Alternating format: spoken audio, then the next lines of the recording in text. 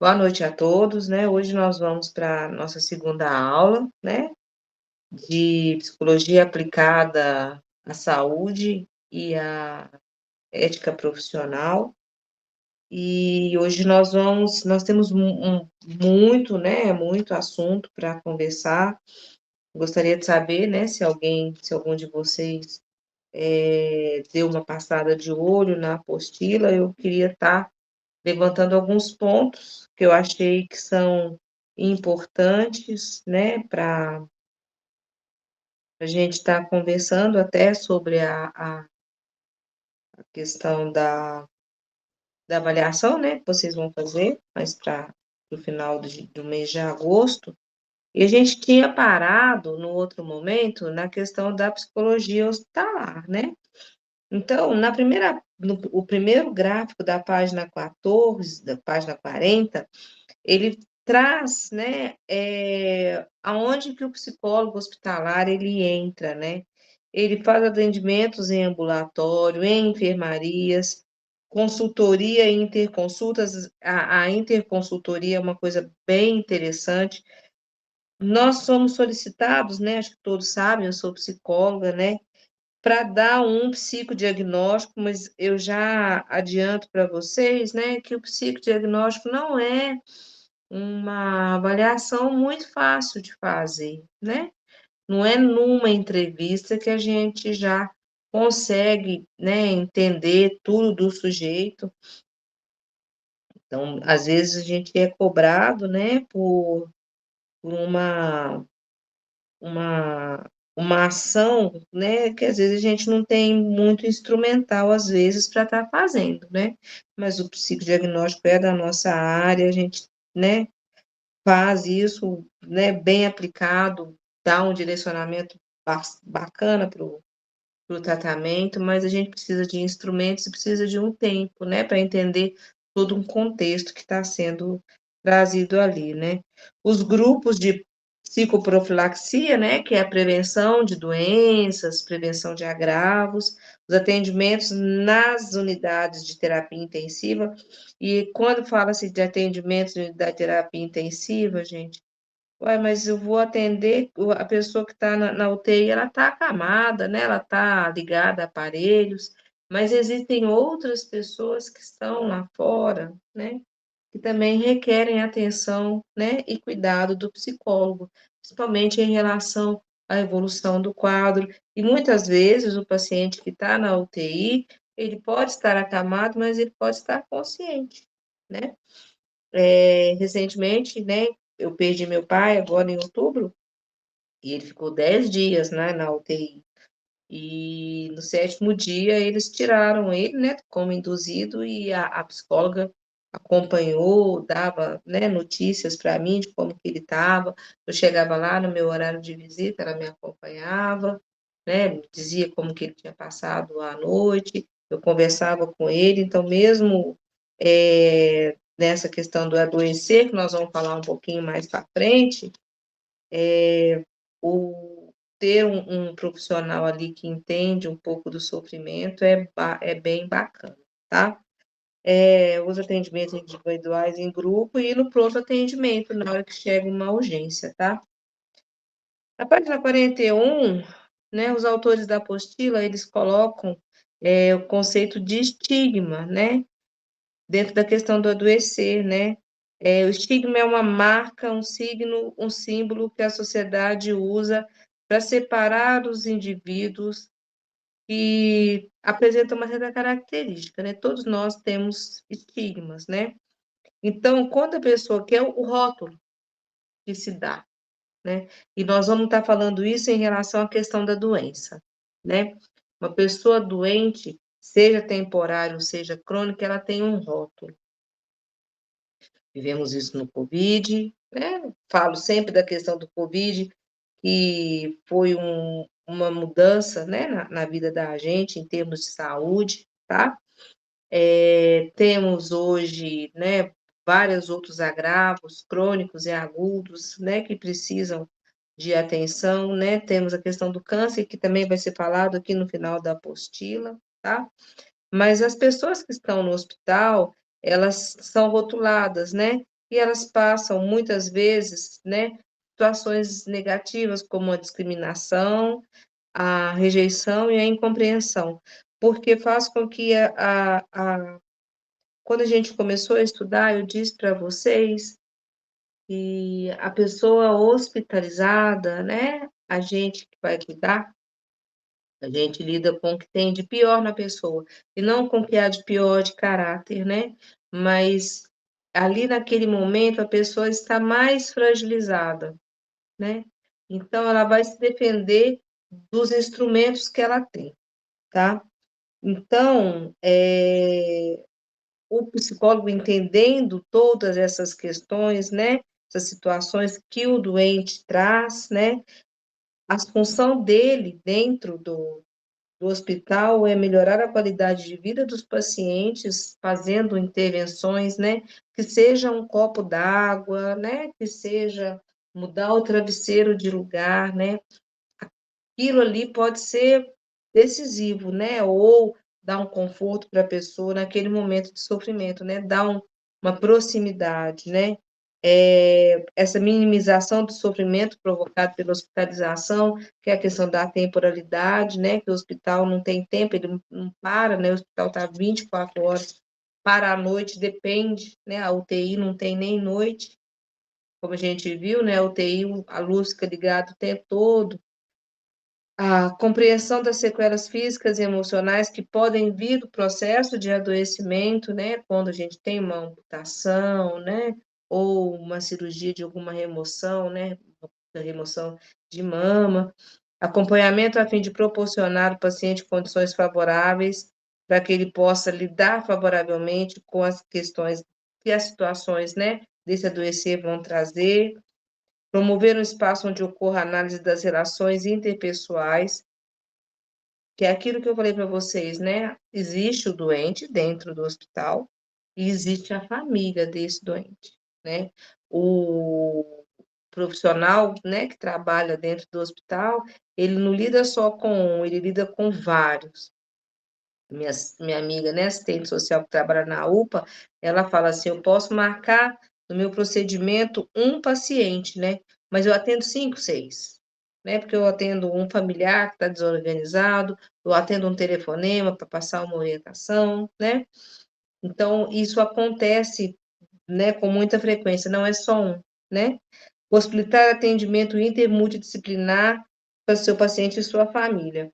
E aí vocês vão falar assim: "Gente, mas, assim, a imagem que eu tenho de um psicólogo dentro, né, a imagem que se tem dentro do hospital é essa que vocês não estão vendo, né, porque a gente está num fundo da escola, né, mas hoje eu estou dando aula aqui do meu consultório, né.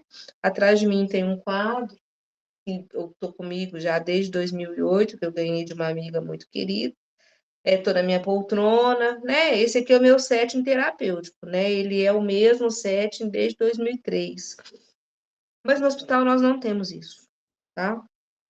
No hospital o setting ele é variável, o setting é construído do encontro com o paciente, tá. Então, às vezes o psicólogo vai lá, porque alguém pediu para fazer uma avaliação, fazer um acolhimento, né, aí o paciente pode estar dormindo. O psicólogo não vai incomodar o paciente dormindo, porque tu perguntar como que ele tá, né, não tem jeito.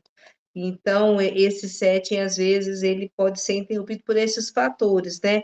Pode ter ido para um outro setor, né, fazer um raio-x, fazer uma tomografia, quem era achar, a gente tem muito disso, né. Tem uma coisa no hospital, tem outra coisa no outro hospital, né. Pode estar sendo o médico pode estar avaliando ou fazendo alguma consulta, ou está sendo preparado para algum procedimento. Então, quando a gente fala de setting terapêutico, é o lugar onde se dá um encontro terapêutico de tratamento, né, daquele momento em que vai se fazer, né, as abordagens psicológicas para trazer, né, diminuição do sofrimento emocional do paciente. Mas, o setting é construído ali, leito e terapeuta. Né, o que está ao redor vai intervir, né, e pode ser que o vínculo seja tão importante, tão necessário, que pode estar acontecendo milhões de coisas, mas que o momento terapêutico aconteça, né. consegue se acontecer, tá? Então, o que a gente fala aqui do texto é que a atuação do psicólogo não é psicoterápico dentro dos moldes desse set terapêutico, é sim uma minimalização desse sofrimento, né? Naquele momento, o paciente está lá, a gente consegue ter um encontro terapêutico com o paciente, mas aquilo não vai acompanhá-lo, né, na sua casa, né, no seu, depois que ele sair do hospital, tá? Mas é uma, uma abordagem que é importante, né? Porque ela faz com que as demandas emocionais da hospitalização sejam sanadas diante daquele momento de fragilidade, tá? E aí vem em seguida, na página 44, o texto fala sobre as reações psicológicas frente à doença, né, e o adoecer. Retomo, né, a minha fala, né, que a gente tem uma ferida, aqui na página mais para frente, né, tem uma ferida narcísica, né? Ah, mas que palavra doida, né? Narciso era uma figura mitológica, né, que ele se amava, né? E ele se amava à noite, Poliana, e eles, no ele se amar, né, ele enaltecia a si mesmo, né? Ele se cuidava. Então, quando a gente fala de uma ferida narcísica dentro da questão da psicologia, a gente fala de de um machucado no nosso ego, tá? Então, a doença, ela machuca o nosso ego. Por quê? Porque ela traz para a gente que nós não somos onipotentes e não somos imortais. Né? Espero que isso faça sentido para vocês, né? Dentro de um momento de internação, né? Aqui na página 45, eu até grifei, né? O paciente ele perde a sua identidade pessoal.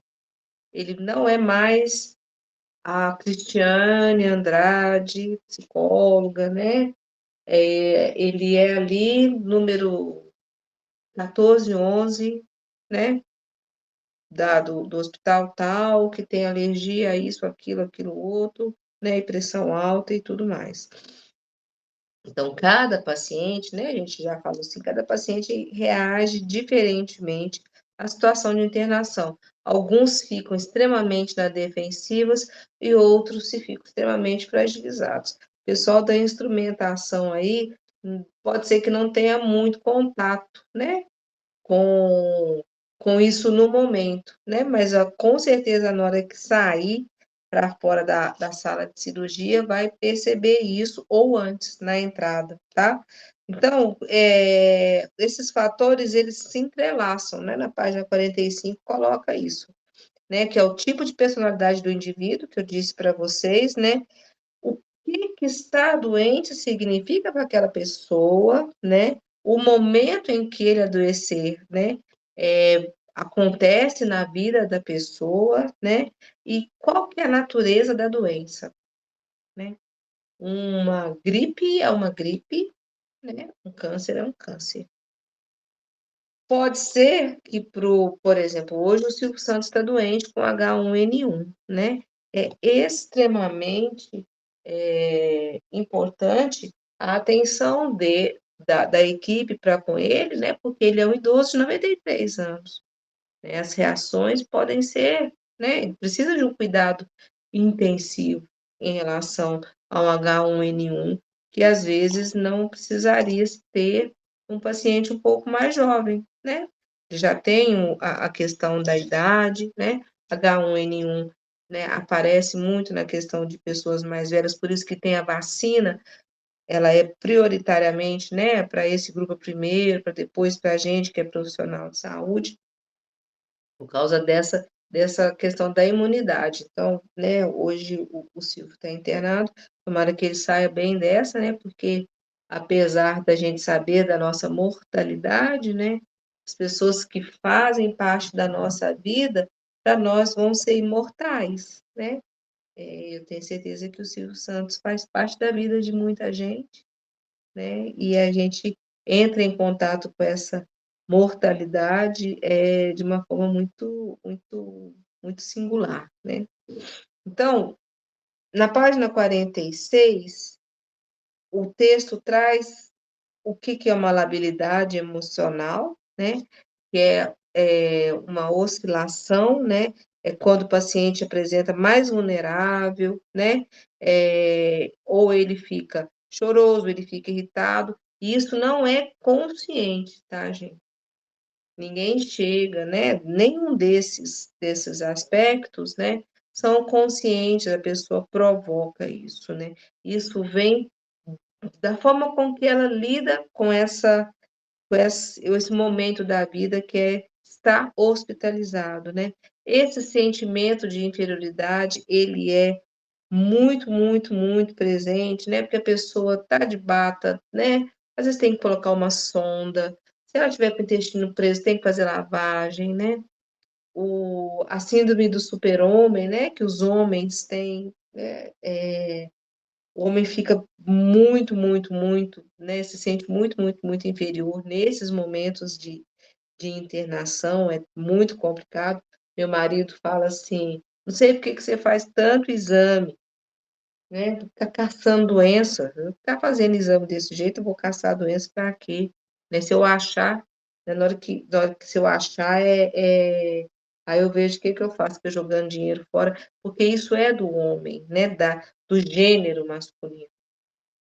Eles têm uma grande dificuldade de lidar com essa inferioridade. E a gente tem essa carência afetiva, né.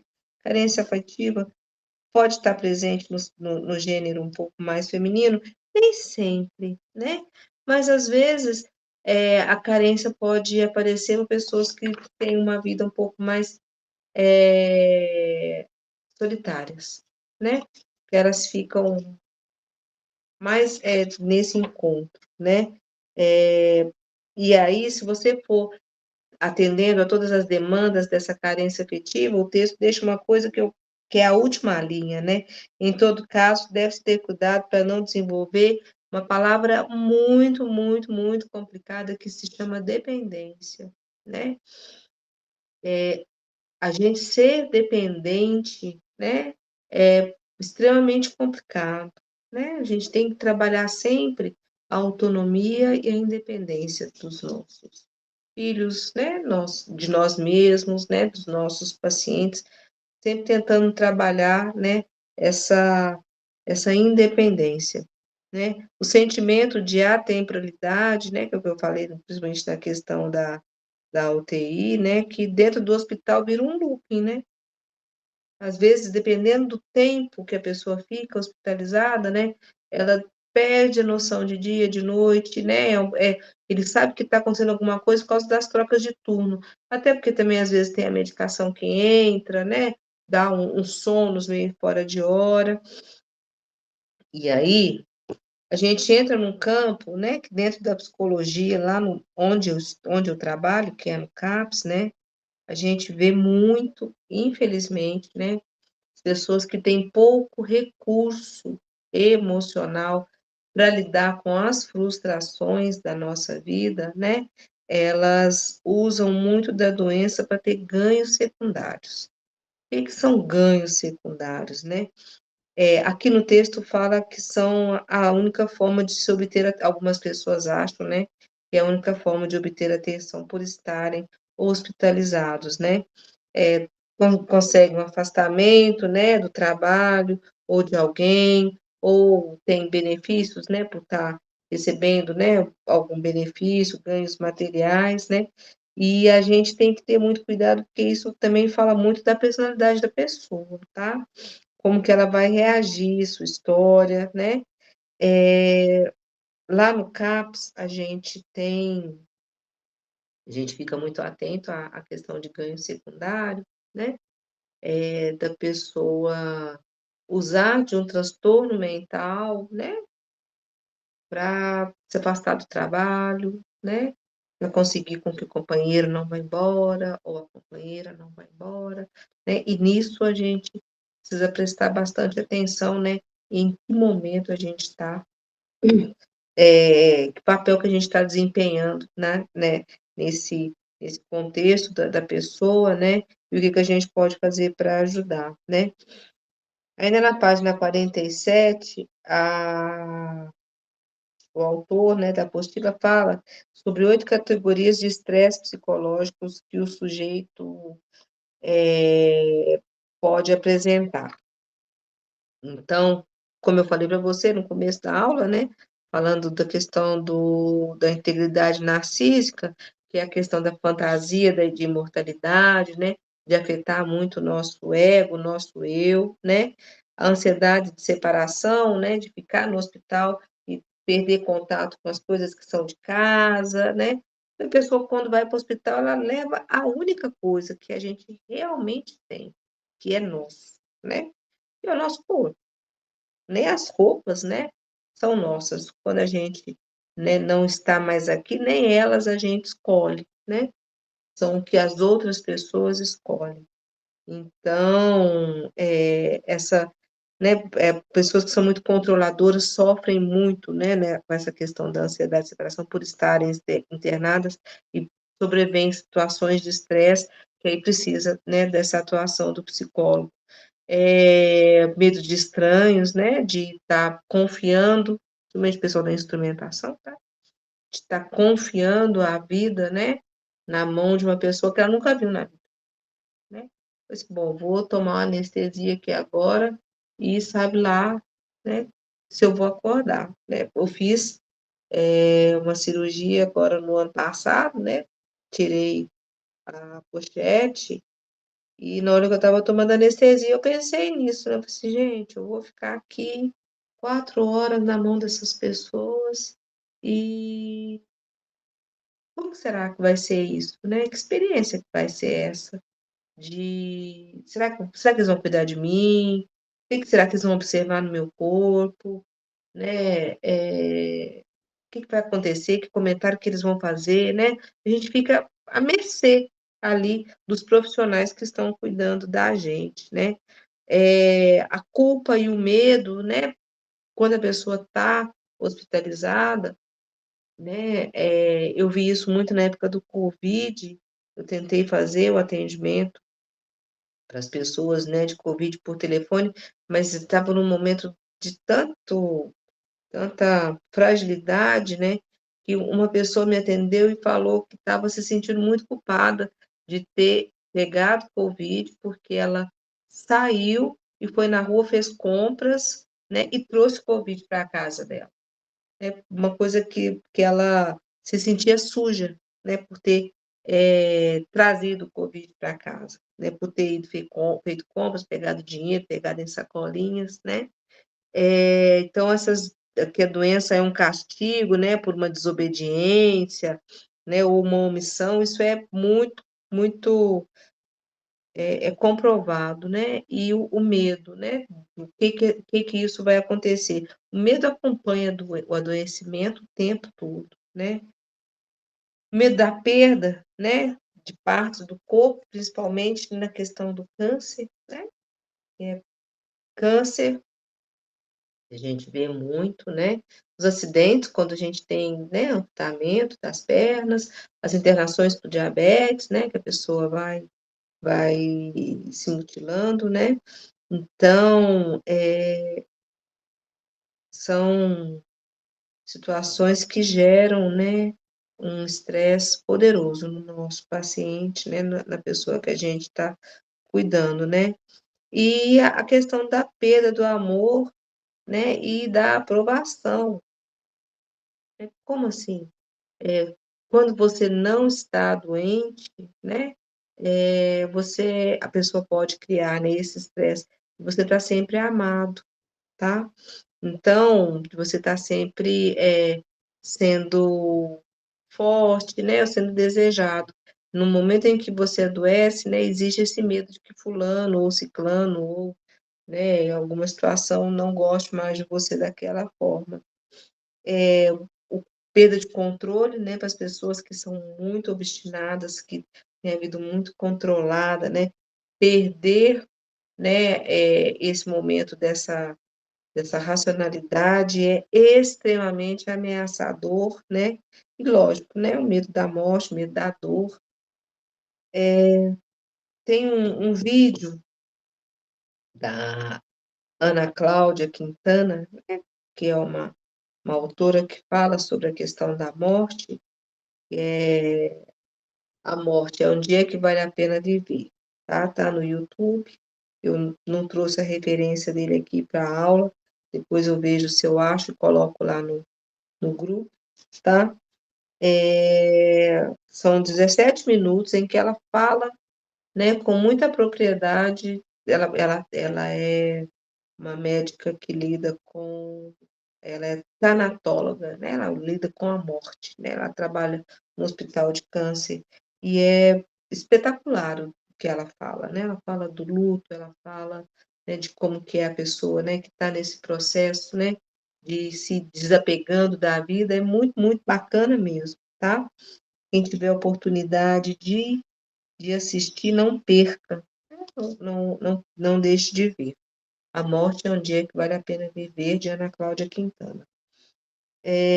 As reações de ajustamento, né, no ambiente hospitalar, na página 48, né, falam, né, novamente voltam nessa questão das categorias de estresse, tá? Mas o transtorno de ajustamento precisa de uma intervenção, né, mais intensiva do médico, às vezes precisa chamar, né, um profissional de saúde mental, um psiquiatra, quando o humor fica muito deprimido, a ansiedade fica incontrolável, a preocupação, né? O que que é preocupação, né? Os pensamentos que ficam o tempo todo, né? Não saem da cabeça, né? A dificuldade de adaptar naquela situação, a pessoa entra em surto, né? Quer fugir, né, ou fica muito deprimida, né, tem dificuldade mais de perceber que ela vai sair dali, que ela vai melhorar, né, e a dificuldade de desempenho das atividades diárias.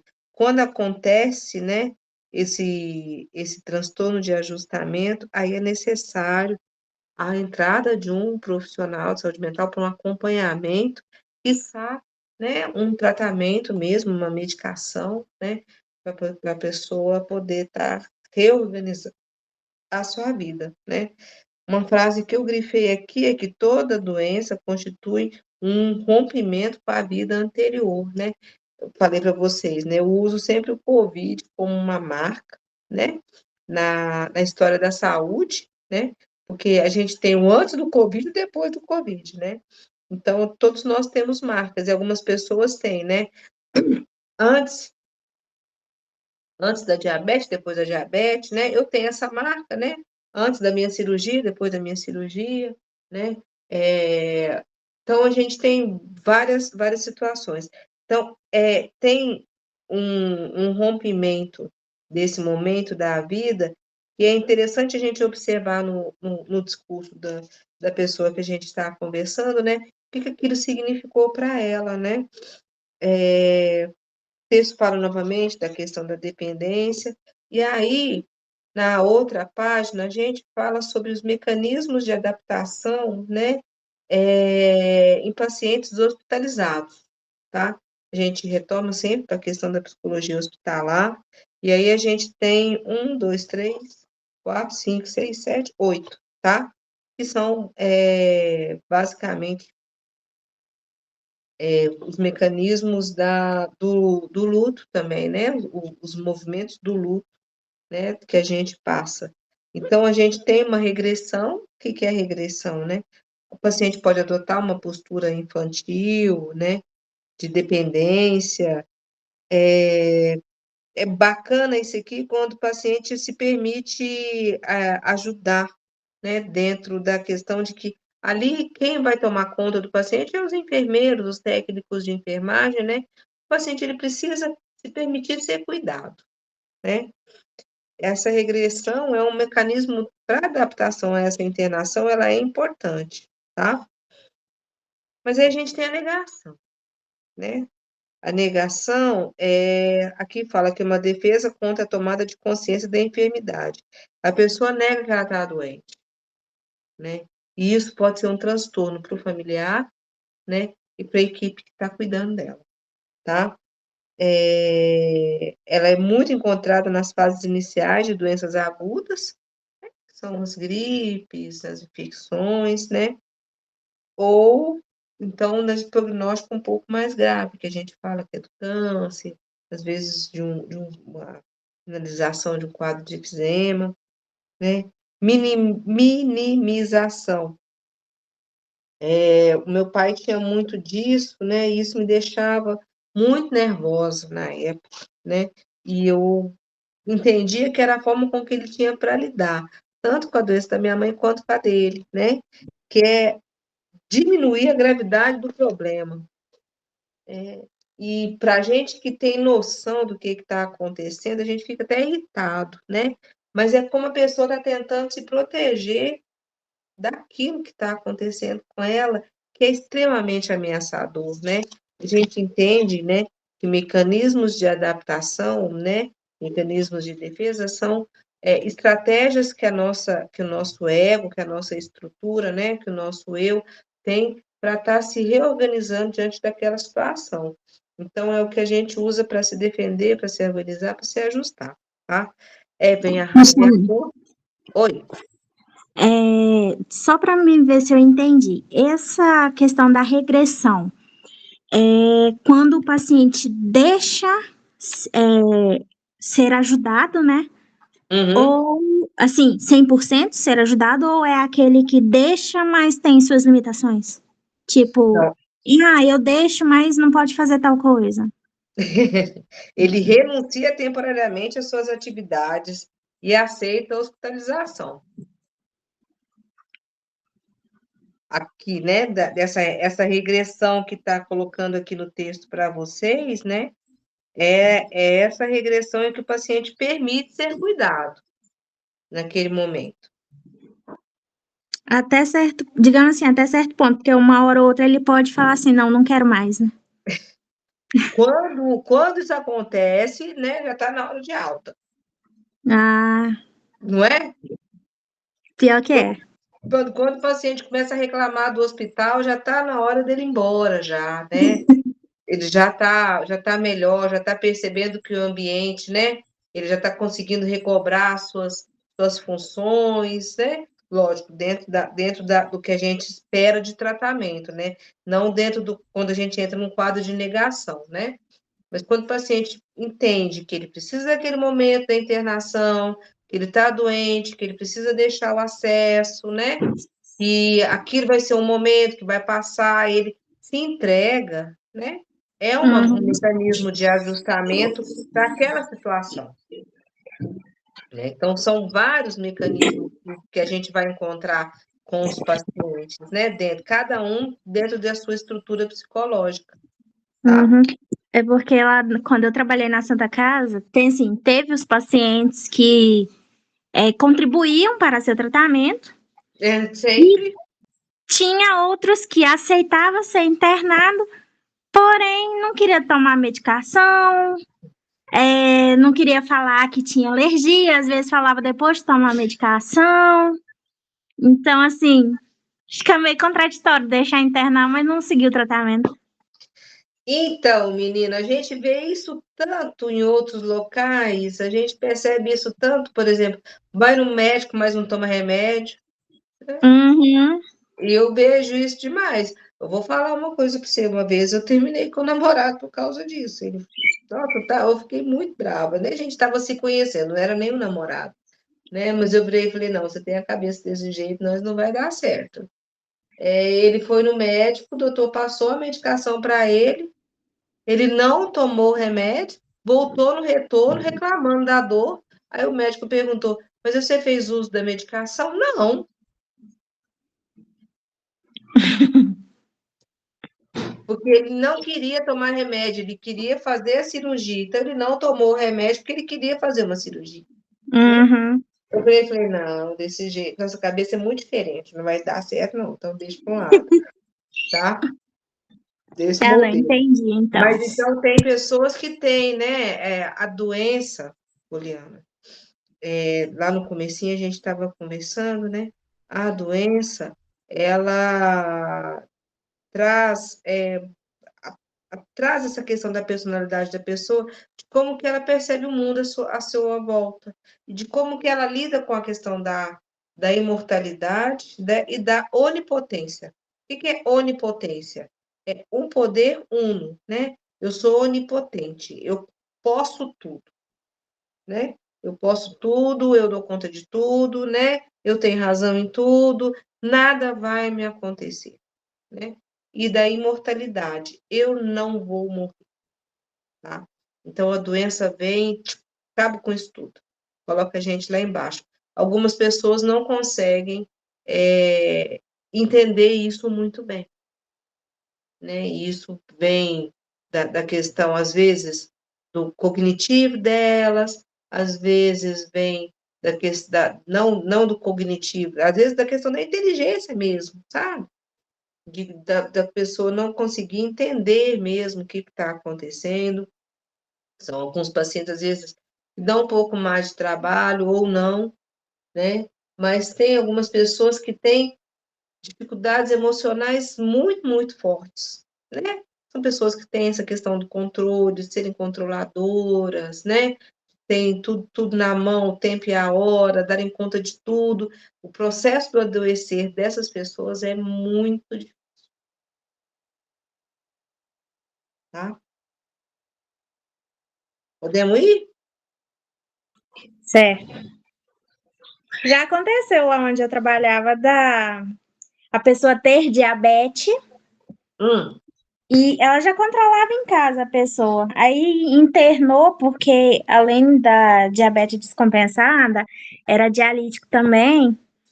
Aí tinha os médicos passando a prescrição determinadas horas para aplicar insulina, né? E ela fazia do jeito dela. Por fim, os médicos largaram, deixaram ela mesma administrar a insulina dela. hum. E foi assim até o dia que ela saiu do hospital. Ela não aceitava a gente administrar a insulina dela. Tem pessoas que têm muita dificuldade, né? A gente pode, deve orientar, né, a melhor forma, mas é o corpo dela, né? É, Se não tiver uma pessoa da família, né, que e a- banque, né? Lá na saúde mental a gente coloca isso, né? Que tem que ter alguém da família que banque, que ajude, que seja responsável, que nos ajude no tratamento, porque sozinhos a gente não consegue, né? E é, nesse contexto eu percebo isso também, né? Lá no hospital, né? Precisa ter um familiar ou alguém, né, que sustente, às vezes, algumas atitudes, né, de prescrição, de tomar medicação, porque senão fica muito solto, né? Se o paciente tiver essa condição aí que você está dizendo, que a gente chama de pensamento mágico, que nós vamos falar daqui a pouco, né? Que é o pensamento que eu posso tudo, que eu estou certa de tudo, aí é. fica difícil, tá? Uhum. Então, aí vem a depressão, né? Que a gente já conhece, que independente da doença, né, a pessoa ela fica deprimida, né, tem um ataque à sua imagem corporal, autoestima, a depressão, em geral, ela não tem como você ficar muito feliz, né, hospitalizado. Mas a gente tem que ter atenção na labilidade, na evolução da pessoa, no apetite, né? Se ela está conseguindo comer, né? Como que está a questão dela, né? De se cuidar, né? E tudo mais. Dentro do que é conseguido dentro do ambiente hospitalar, né? Como que ela está se apresentando ali, né? Se ela, né, se abandonou, se não, se ela está interagindo, às vezes tem a televisão, se ela dá notícias, ela conversa com a pessoa do lado, se não, tá? Aí a gente fala Já das vi duas coisas, casos também Poliana. dentro do hospital que, principalmente assim, eu já vi casos assim, todos eram idosos. Deles internar, às vezes deixar de se cuidar para poder internar porque era muito sozinho. E no hospital, às vezes, pega quarto compartilhado, tem Uhum. mais pessoas para conversar. Sim, Já vi aqui, bastante ó, a isso. gente fala disso, né? Da carência afetiva, né? Que a hospitalização pode vir de encontro a uma carência afetiva, e a gente tem que ter muito cuidado com a questão de desenvolver uma dependência. Aí a gente tem que estar bem centrado nisso, e se a equipe perceber, está sinalizando para o psicólogo ou para o assistente social, né? Ou para o médico que tá ali para falar assim, olha, presta atenção no que o paciente está trazendo, né? Que pode ser que aquilo vá desenvolver outras coisas. A gente tem muito transtorno mental ligado à questão de hospitalização, de adoecimento. Eu gosto muito de série, né, policial, e tem eles falam muito de uma de síndrome de Munchausen, né? E a pessoa adoece a outra para poder ser valorizada enquanto cuidadora, né? Então, assim, a questão da doença, ela tem ela permeia muitas questões, né, da saúde mental, que é muito interessante. Por isso que eu estou falando, né, o conteúdo da apostila daria para a gente conversar um semestre todo, né? Muitas aulas a gente teria assunto e troca de experiências, como está acontecendo agora, muito ricas, né, para a gente entender. O ser humano, ele é infinito, né? E é muito bacana quando a gente aprende com as experiências dos outros e também traz, né, experiências que podem ser compartilhadas e podem estar promovendo o conhecimento dos colegas, né? Eu acho que isso é bacana. Tem um mecanismo que chama rejeição, Poliana, que o paciente já tem conhecimento da doença, tem certeza da existência, não fala, rejeita atividades que possam lembrar de que está doente. Não sei se a sua paciente pode se enquadrar nessa questão de rejeição, né? Mas ela Já tomava vi muitos insulina, também. né? Mas ela Principalmente tomava os insulina. quando entrava em paliativo. Tem alguns Hum. paliativos que não aceitam. Né? O pensamento mágico é aquele, né, que acredita que vai fazer uma benzeção, uma reza, ou não sei o quê, né, que poderá reverter o quadro.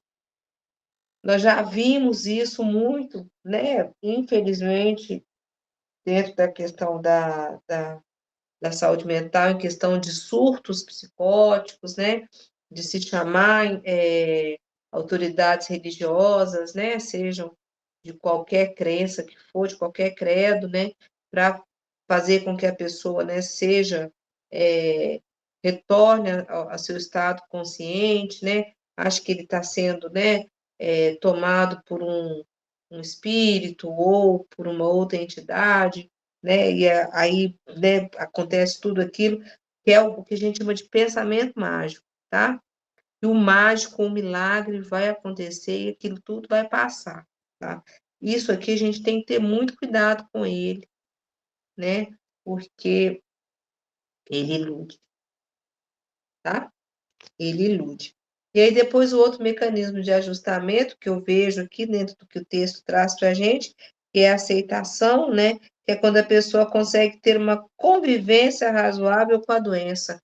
É que você está falando lá do paliativo, né? O paliativo fala disso, né? De você ter uma convivência razoável, né? Com o que possivelmente vai te matar, né? Que é a questão do câncer. Não sei se seria essa a interpretação. Teve outro caso também. Não sei se enquadra nessa parte de aceitação, não sei em qual dos que cabe aí.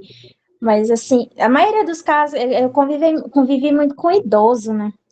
Uhum. Aí, um senhor tinha machucado o dedão numa cadeira em casa e ficou passando remédio caseiro, era diabético, descompensado.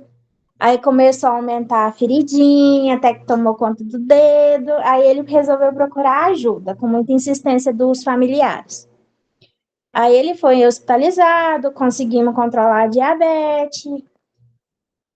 Aí chegou um médico falando para ele que por conta da complicação, já tinha muito tempo que ele estava com aquilo no pé, falaram que não tinha jeito, tinha que amputar o dedo. A princípio, ele tinha aceitado. Depois de um tempo, com mais exames, mais avaliação, viram que a infecção já estava bem mais avançada do que eles tinham visto a princípio e precisaria até quase próximo do joelho. Ele não aceitou. Inclusive, ele fugiu do hospital porque ele não aceitava. O dedo ele aceitava tirar, agora o resto não. E conseguiu fugir. Até hoje a gente não tem notícia dele. Bom, possivelmente ele deve ter vindo a óbito, não? E eu acho que sim, porque já tem mais de ano isso. Ah, se ele teve essa infecção desse jeito aí, que subiu para que teria que fazer essa intervenção aí, né? Possivelmente ele deve ter tido uma sepse, alguma coisa assim, não?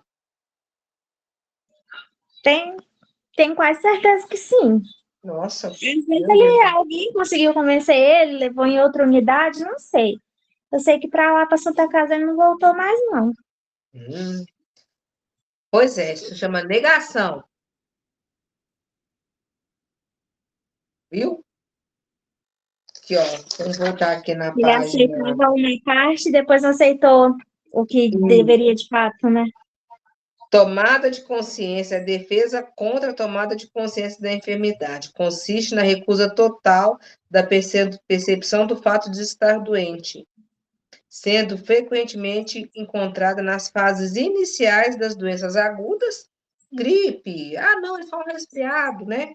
Ou doenças de prognóstico grave, que é essa questão que você está falando aí da diabetes, tá? Uhum. Gente, ó, questão da psicossomática, eu achei muito, muito bacana, né? A gente está entendendo o que é a psicossomática, e eles dão um contexto histórico, né? Desde a Grécia Antiga, fala dos filósofos, da questão do Platão, corpo e alma, o Aristóteles, né? Que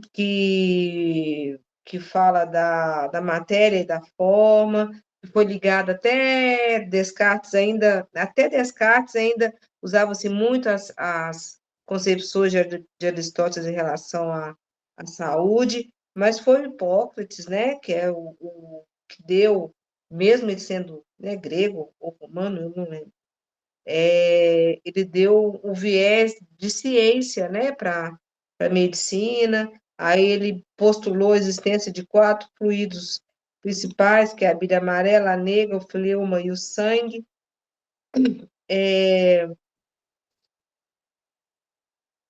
Isso fazia com que a saúde da gente estivesse ligada com algum desequilíbrio de alguma dessas bilis.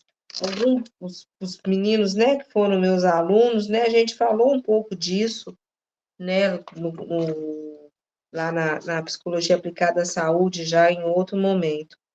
E fala muito que a medicina psicossomática ela está muito ligada com a questão da psiquiatria, né?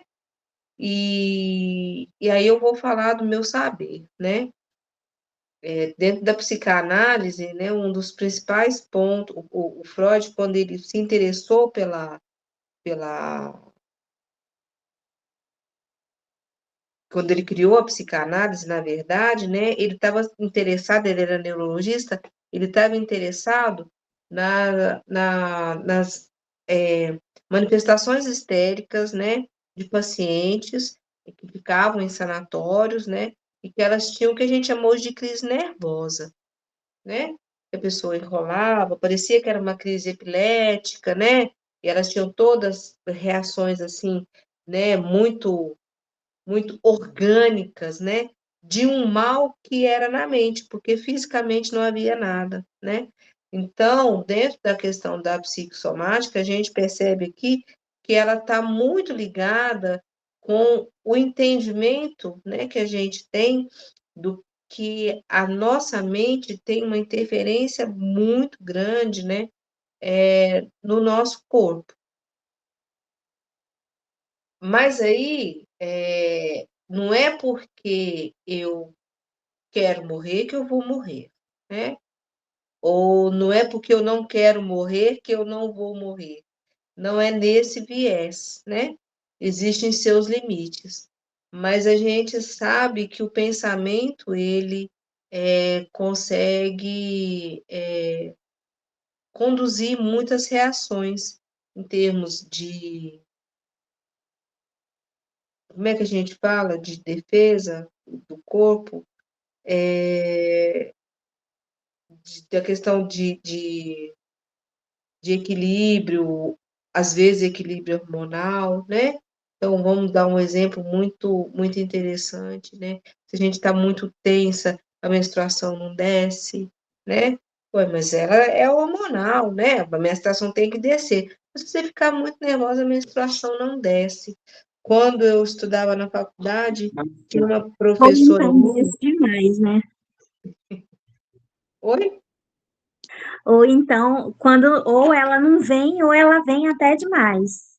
Sim, né? Bem demais. Quando eu estava na faculdade, né, muitos anos atrás, tinha uma professora, 30 anos atrás, uma professora que estava fazendo um estudo, e ela era da psicossomática, muito interessante entre o desenvolvimento do câncer de mama e mágoas conjugais, né?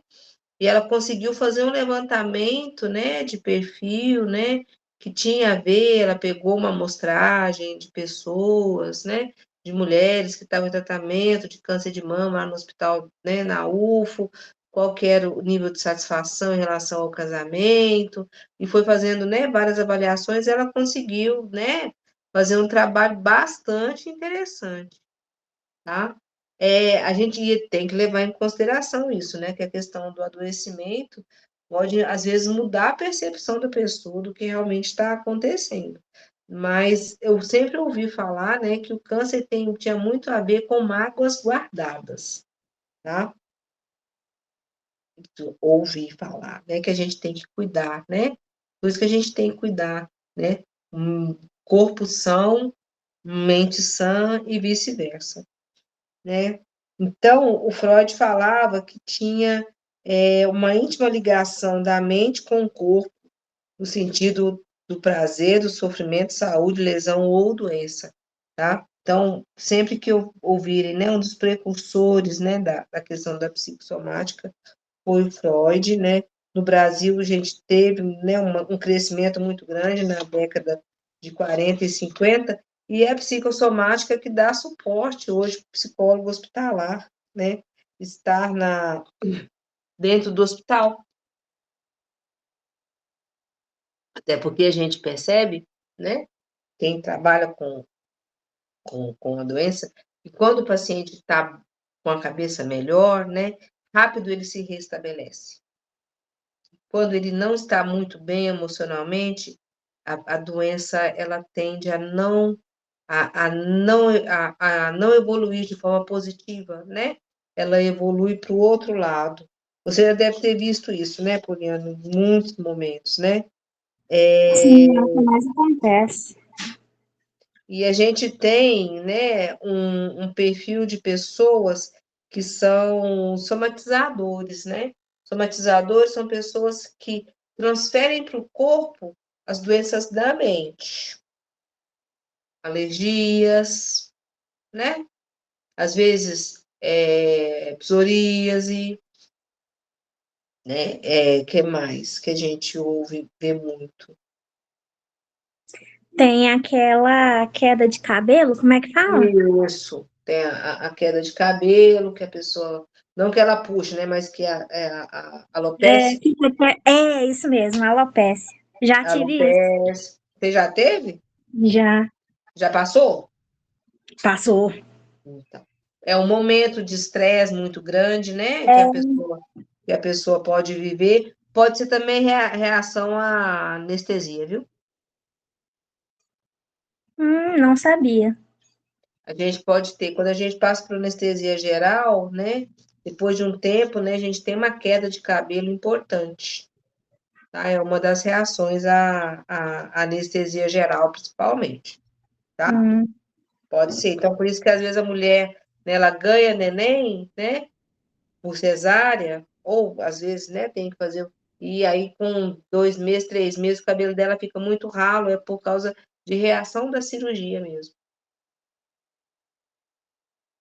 Bom, conversa lá com o pessoal que você vai ver que isso acontece, tá? Então, a gente tem essa questão dos somatizadores, aqui fala, né, na página 57, né, que uma pessoa que reconhece uma sensação corporal como sintoma, ela passa a ser uma potencial consumidora de cuidados médicos, porque é aquela pessoa que está indo no médico por qualquer coisa, né? Aí o médico, não, fulano, você não tem nada, mas ela está sempre, né, é, inventando alguma coisa, né, de que ela tem algum problema, que ela tem, né, aconteceu alguma coisa. Vejo isso muito na saúde mental, né? A gente vê isso em vários É bons esse tipo de pessoa atendimentos. que é encaixado naquele hipocondria que chama? Hipocondríaco. Ah, é esse tipo Hipocondríaco. de pessoa, né? Uhum. E aí a apostila já traz na página 58, né, falando sobre a qualidade de vida e saúde no trabalho, tá? Pessoal técnico de segurança no trabalho, que tá aí, né? É, o parágrafo que eu achei mais importante fala na página 59, né, da importância do parar, aquietar, respirar, tranquilizar, para você refletir, pensar, atentar para as coisas que estão à sua volta, para você poder tomar decisões. Então, a gente está falando, né, e aqui fala muito nesse texto, né, como que a pessoa interage com o trabalho, né? Qual que é a interação dela com o trabalho, o que que trabalho significa da vida dela, né? Qual a potência de afeto que ela investe naquela ação, né? Para ela poder ter o sustento dela, ou poder, né, ter não ganhos secundários, né? Mas ou ela está deslocando atenção, ou ela está ocupando tempo, né? Então, cada pessoa tem um significado diferente de trabalho na vida, né? E manter a saúde mental, né, a qualidade de vida diante dos desafios do trabalho hoje são muito grandes, né? Eu vejo muito adoecimento, né, do trabalho, né, com essa urgência de tudo para ontem, né? A gente não tem tempo mais para parar, né? De pensar, a gente não tem tempo mais. Hoje eu estava vivendo uma situação que me foi muito estressante. Eu tinha uma reunião técnica para conduzir, mas eu estava com demandas administrativas que eu precisava de resolver. Eu não conseguia estar nos dois lugares ao mesmo tempo. E eram coisas que precisavam de mim naquele momento, né? Então, foi estressante para mim a condução da reunião, né? Semana que vem ficou alguns assuntos que não foram resolvidos, porque precisavam de mim, em contrapartida, as questões administrativas, né? Também não foram totalmente resolvidas, porque precisava de outra pessoa que não estava presente. Mas tudo para ontem, né? E a gente tem acesso a tudo, né, ao mesmo tempo agora, e isso dá uma sensação, né, de ansiedade de que tudo está acontecendo, né, e isso é muito, muito, muito complicado, tá? Então, a gente chama de mal-estar na civilização. Então, o psicólogo, né, na área de saúde do trabalhador, ele tem uma aplicabilidade importante, tá? Eu acho muito interessante a, a questão da nossa atuação, né? Principalmente na questão do adoecer, né? Quando eu me formei, a gente estava tendo primeiras sinalizações, né, da LER, da DORT. Eu estava trabalhando numa associação de deficientes lá em Uberlândia, e começou a se aparecer as primeiras pessoas com doenças ocupacionais relacionadas ao trabalho. E aí eu tive uma palestra com um fisiatra, foi muito interessante, que ele falava assim, bom, você tem mobilidade no seu lado direito, então você tem toda a musculatura do seu lado direito muito bem desenvolvida. O seu lado esquerdo você não desenvolve, você não usa, né? Então, não tem, o que estava acontecendo na época era que as faxineiras, elas estavam torcendo, né, o pano, e aí elas não conseguiam mais torcer com o braço direito porque estava lesionado. Aí elas começavam a torcer com o braço esquerdo. E aí elas adoeciam os dois braços, né? E o que a gente chama de fibromialgia, na época era LER, agora é DOR. Mas por causa desse despreparo e dessa prevenção de acidente, né? Promoção da qualidade de vida do trabalho. Hoje a gente não vê isso mais tanto quando via na década de 90, que a gente já tem práticas, né, de promoção de saúde do trabalhador em que essas questões não acontecem, né? A gente vê trabalhadores mais bem orientados. Alguns trabalhadores, às vezes, não valorizam a doença por causa daquilo que a gente falou no começo, né? Da onipotência e da imortalidade, que não está só presente dentro da questão do hospital, está presente no nosso tempo todo, na nossa vida, né? Então, a questão da saúde do trabalho tem muito a ver com isso, né? A questão de ajudar o trabalhador a desempenhar a sua função de uma forma segura, de uma forma melhor para ele, desculpe, promovendo a saúde, fazendo com que ele desempenhe o que ele tem de melhor, né? As práticas psicológicas em saúde do trabalhador, né, colocam das determinações legais, né, no caso da vigilância, que pode subsidiar a concessão de benefícios previdenciários, então passa por um psicólogo, né, por uma... O INSS não usa muito os nossos pareceres, né, para determinar se uma pessoa tem condição ou não de trabalho, mas endossa o laudo médico, que aquela pessoa está fazendo um tratamento e que ela precisa se afastar, tá?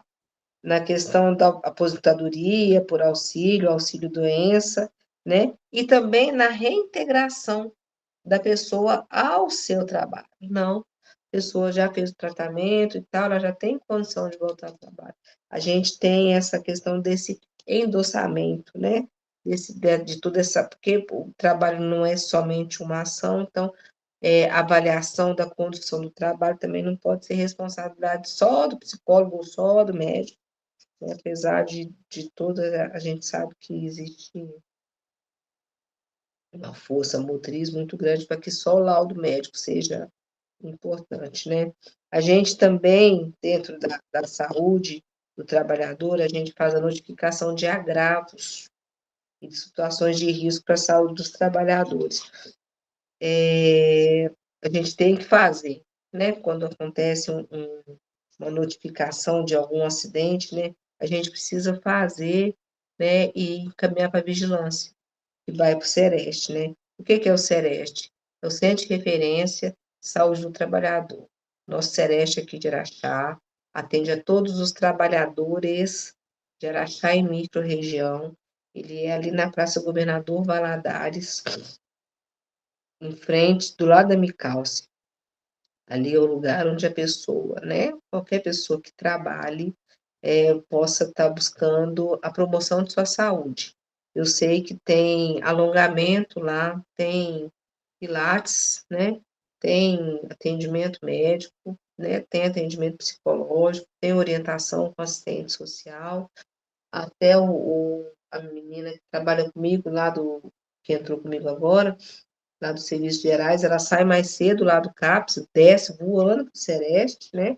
que tem aula de alongamento que ela gosta muito, né? Ela começou a fazer, então, se vocês conhecerem, não é só da prefeitura, é para qualquer trabalhador, né? O Sereste é pago com dinheiro de todos os trabalhadores, né? E aí, quando acontece um acidente, a gente tem que estar, né, encaminhando para o Sereste, né? Como que faz, tá? Nós temos os transtornos mentais relacionados ao trabalho, também é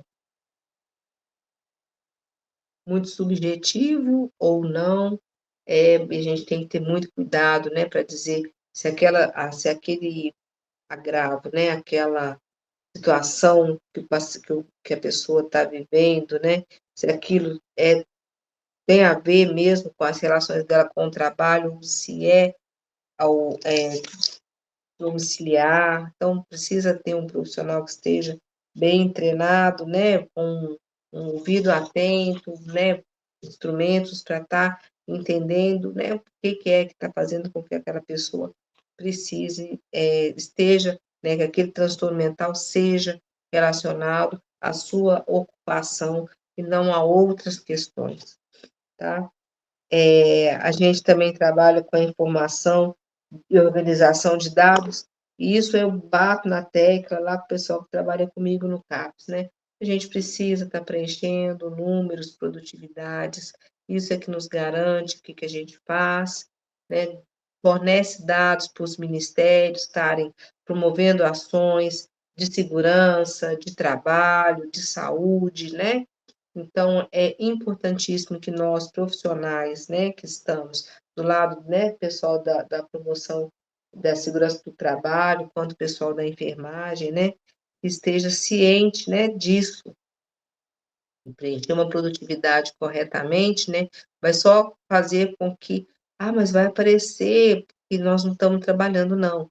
Vai aparecer a real demanda para que a gente melhore cada vez mais, né, o que a gente está fazendo hoje, tá? O trabalho, né, a assistência à promoção à saúde é interdisciplinar, né? O psicólogo tem uma participação na elaboração de modalidades terapêuticas de atenção ao trabalhador, onde são adotadas perspectivas teóricas, né, de caráter informativo terapêutico, eu acho isso muito legal. Na época que eu estava trabalhando lá em Uberlândia, o INSS criou um grupo de reabilitação dessas pessoas que estavam sofrendo com LER na época, né? E eles estavam desenvolvendo com essas pessoas outras habilidades em que elas não precisariam usar tanto, né, os membros superiores para a força física. Então, eles estavam proporcionando grupos de fotografia, né, e outras atividades que eram bacanas, profissionalizantes, né, reorganizando essas pessoas. A gente ainda estava numa fase muito analógica, que se usava-se muito, né? Isso, hoje a gente é mais digital, né? A gente usa muito a voz, graças a Deus. Então, essas pessoas passaram, né, esse momento, esse divisor de águas, de uma forma muito sofrida, né? Então, essas oficinas propiciaram, né, que elas se recolocassem no mercado, né, de uma forma mais melhor, né? E foi através dessas oficinas terapêutico-pedagógicas que proporcionou isso, né? Isso era uma ação, né, que os psicólogos fizeram, né? E foi bem bacana. Então, né, na página 65 fala, né, que trabalha-se com as perspectivas de instrumentalizar os indivíduos para as ações individuais ou coletivas, buscando melhorar a qualidade de vida e ampliar a participação na sociedade, né? Isso tem a ver com o conceito de saúde do trabalhador, tá, Poliana? A gente trabalha também, o psicólogo, né, na análise de processo de trabalho de vigilância, que identifica o controle e eliminação dos riscos no local de trabalho, pessoal da segurança no trabalho, né? Aquelas DDIs, né? Aquelas atividades, elas são extremamente importantes e são sinalizadoras, né, do clima institucional, de como que está acontecendo, como que as pessoas estão se relacionando dentro daquele momento, né? Ah, nossa, tem essa chatice todo dia, agora na hora do almoço, antes de começar, tem que fazer. É importante entender como que cada pessoa chega, né? O que que ela está trazendo de casa, como que ela se coloca perante o grupo, né? Como que ela lida com uma tarefa dada, sabe? Isso, para quem está mexendo com segurança do trabalho, né? É muito importante, tá? Fala da questão do psicólogo ser, né, um pesquisador social, agente de investigação crítico quanto à dimensão subjetiva dos ambientes de trabalho, retorna novamente, né, na nossa atuação dentro das ações de vigilância, com as modalidades diferenciadas de atuação do psicólogo. Isso nós estamos na página 66, tá? E aí eu vou ler um parágrafo aqui que eu acho que eu grifei ele com 2 linhas, né. Os fatores relacionados ao tempo, ritmo, turno, sobrecarga de trabalho, pressão por resultados, excesso de hora extra, horários irregulares, quem trabalha na saúde, horário irregular principalmente para quem trabalha em hospital, né, Poliana? Práticas de assédio moral são aspectos da organização do trabalho que merecem a nossa atenção, enquanto psicólogos do trabalho, e a atenção de vocês, que são técnicos de segurança no trabalho, que, ó, escutar o que o colega está dizendo, né? Mas não como uma ameaça, né? Vocês são parceiros das pessoas, né? Ah, mas lá vem o técnico de segurança para vigiar o que, é que nós estamos fazendo, né? Não, a gente tem que desmistificar isso, né? O técnico que promove a segurança, ele está ali para promover a nossa segurança enquanto a gente desempenha uma função que vai nos remunerar, né? E vai fazer com que a gente leve sustento para casa. Então, assim, estamos todo mundo trabalhando, tá? Pois podem gerar efeitos deletérios sobre a saúde mental dos trabalhadores e repercutir na qualidade da vida familiar e social do trabalhador, tá? Aí fala novamente do psicólogo, né? Podem colaborar na apreensão de informações relacionadas ao modo com que o trabalho está organizado, suas consequências para a saúde e da população trabalhadora. E você também, técnico de segurança, você também tem você também pode, né, não como um psicólogo, mas dentro do seu olhar, dentro do seu conhecimento, também promover isso, tá? Você pode passar para o psicólogo que você, se a empresa tiver nem todas as empresas têm, né?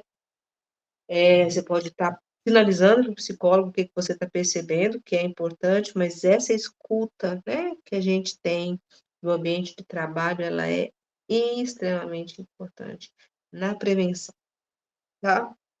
E agora, o texto fala sobre, são 8h25, sobre a questão do atendimento psicológico em doenças crônicas. Eu vou ficar, eu não vou, eu vou falar do câncer, tá? E eu não vou passar para a insuficiência renal crônica. Não vai dar tempo. São 8h25, né? Acho que só a questão do câncer já é um assunto vasto, né? E eu retomo novamente o vídeo da Ana Cláudia Quintana, né? A morte é um dia que vale a pena viver, e fala de pacientes de câncer, que é um vídeo muito bacana, está disponível no YouTube, tá? Então, o câncer fala de neoplasias malignas, o corpo se voltando contra si mesmo, né? Afetando, né, o nosso equilíbrio, a nossa homeostase, né, e fazendo com que a gente mesmo adoeça, tá? Então, câncer é o nome dado a um conjunto de mais de 100 doenças que têm em comum o crescimento desordenado, né, ou seja, ruim ou maligno, de células que invadem os tecidos e órgãos, podendo espalhar-se, e a gente chama de metástase, né, para outras regiões do corpo, dividindo-se rapidamente as células tendem a ser muito agressivas e incontroláveis, determinando a formação de tumores, que é quando tem um acúmulo de células cancerosas, ou as neoplasias malignas, né. Quem trabalhou ou quem conviveu com alguém com câncer, sabe o quanto essa doença desestabiliza famílias, né, desestabiliza a pessoa, porque mesmo que ela se cure, né, que aquele câncer tenha, né, regrida, né, sempre vai haver aquele medo de que um dia eu tive câncer e posso voltar a ter, né. Ou dependendo da malignidade do câncer, né, quantos dias eu ainda tenho para viver, tá. Tem um outro filme do Jack Nicholson, Morgan Freeman, eu tinha esquecido, eu tinha que ter pesquisado o nome desse filme para estar trazendo para vocês. São dois doentes que estão no hospital, né, e eles têm câncer. Um tem muito dinheiro e o outro tem muita vontade. Então eles juntam os 2 têm câncer cerebral, eu acho, e vão fazer, né, as coisas que eles queriam fazer. Eles fazem o título em inglês chamam 10 itens, alguma coisa assim. E aí eles vão fazer as 10 coisas que eles gostariam de fazer antes de morrer, né. É um filme muito bacana, muito bonito. Depois se eu lembrar o nome dele eu falo para vocês. Vale a pena também assistir, é tipo uma comédia, mas traz uma reflexão interessante para a gente, né, do que a gente não está fazendo, né. O que eu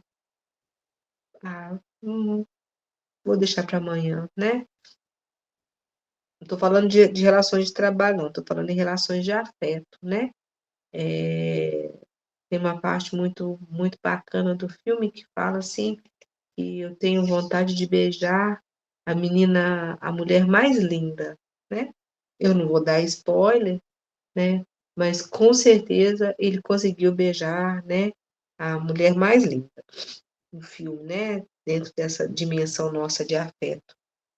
Então, os tratamentos de câncer, né, a apostila fala da quimioterapia, né, da rádio, da cirurgia, do transplante de medula óssea, da hormonioterapia, da imunoterapia, né. A quimioterapia é um procedimento, né, muito que a gente usa bastante, né, que é muito usado, né, ela pode ser curativa, né, para curar o tumor, adjuvante, né, que ela tem como esterilizar, né, as células, então ela ajuda no processo de não das células não se reproduzirem, né, neoadjuvante ou prévia, para redução parcial do tumor, né, ela tenta reduzir com que aquele tumor diminua, ou como você falou, Poliana, dentro da questão do paliativo, né, ela não tem uma função curativa, mas ela tem a finalidade de melhorar a qualidade de sobrevida do paciente. Essa palavra sobrevida ela tem um peso muito grande, né, para quem trabalha com cuidados paliativos, né, porque ela é uma sentença, tá. Eu falo isso porque quando a minha mãe, né, adoeceu, o médico disse: "A sobrevida da sua mãe é de até 5 anos". Então a gente já sente, né, que é uma perda, né. Aí fala, né, de todos os sintomas, né, que a quimioterapia tem, que a gente já conhece, né, diarreia, vômitos, é muito ruim acompanhar isso, mas a gente sabe que a quimioterapia ela promove um renascimento do corpo, né, ela faz o corpo reanimar, né, principalmente no primeiro tratamento, né, ela é muito bem-vinda e se ela tiver sucesso, né, muito bacana. A radioterapia, né, a radiação ali em cima do tumor focal, quando é tumor pequeno, né, dá para fazer, então usa-se muito, principalmente na tireoide, mas ela queima a pele, né, então tem os efeitos colaterais, né, um pouco mais complicados, que são mais visíveis, né, que é os imediatos, né, que é a queimadura, pode ter falta de esperma, a pessoa não ovula, né? Mielodepressão, pode ser tratado por um. O que mais que eles falam aqui? Isso mesmo, né? E as queimaduras. E os tardios, né? São a dose de tolerância dos tecidos ficam maiores, né? Aparece atrofia, né? Fibrose, onde é o tecido que foi afetado, mas é um tratamento, né? Para alguns tipos de câncer, ele é bem sucedido, né? A cirurgia, que é a retirada do tumor, tá? Presente ali, é a forma que a gente mais vê. A hormonioterapia ou imunoterapia, né, foi um tratamento, não sei se todos vocês, né, que estão aí sabem, o Reinaldo Giannichini teve, né, um câncer, né, linfático, ele fez, né, a imunoterapia, né, a retomada do sangue, né, para o corpo, então ele teve uma recidiva do quadro, foi bem bacana, mas ainda está em estudo, né, porque nem sempre a gente tem uma positividade de tudo.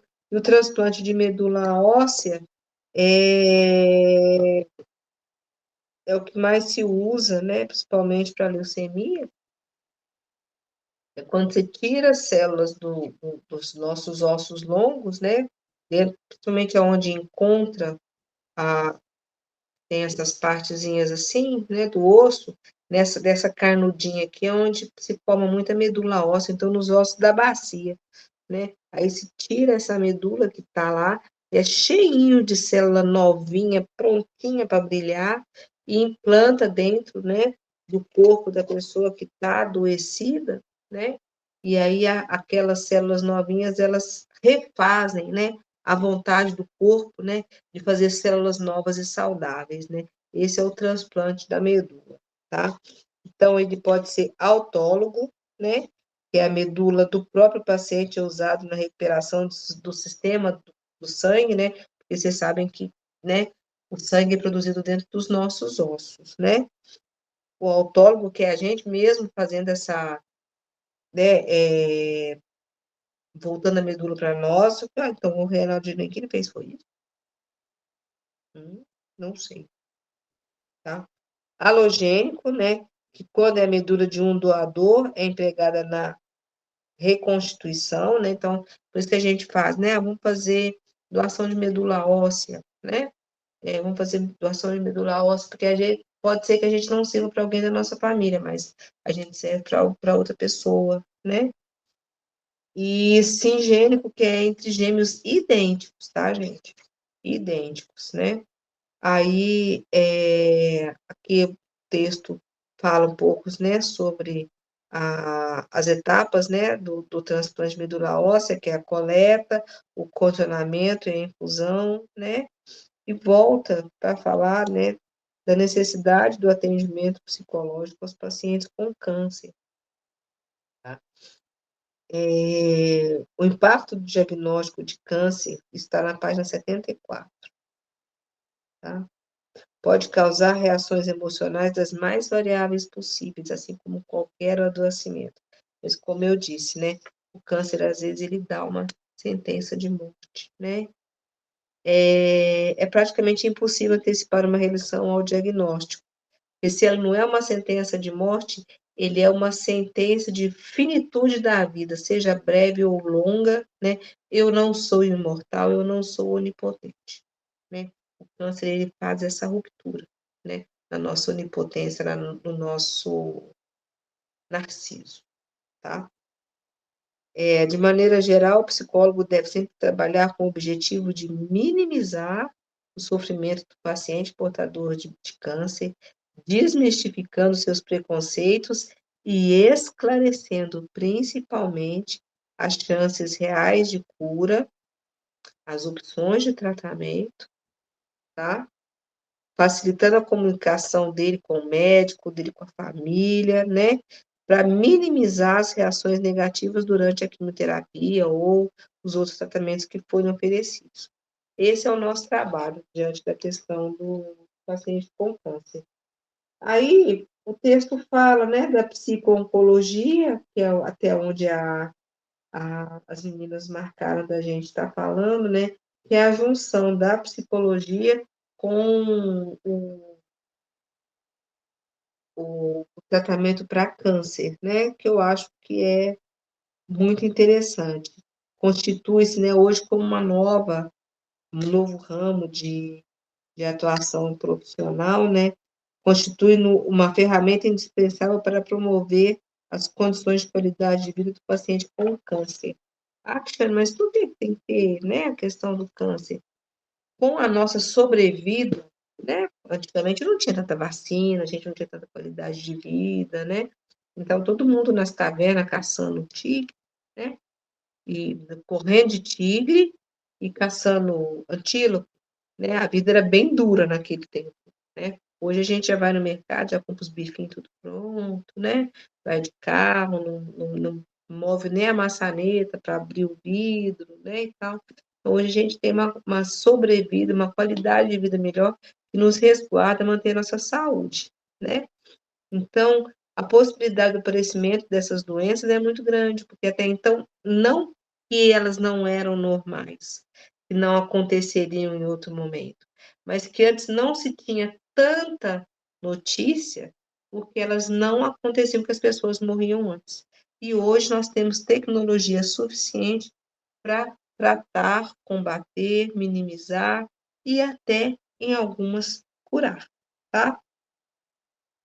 Então, a psicologia deve acompanhar o paciente onde quer que ele se encontre, seja na sala de espera do hospital, na enfermaria, na sala de procedimentos, é aquele que a gente volta lá no comecinho, né? O setting terapêutico, tá?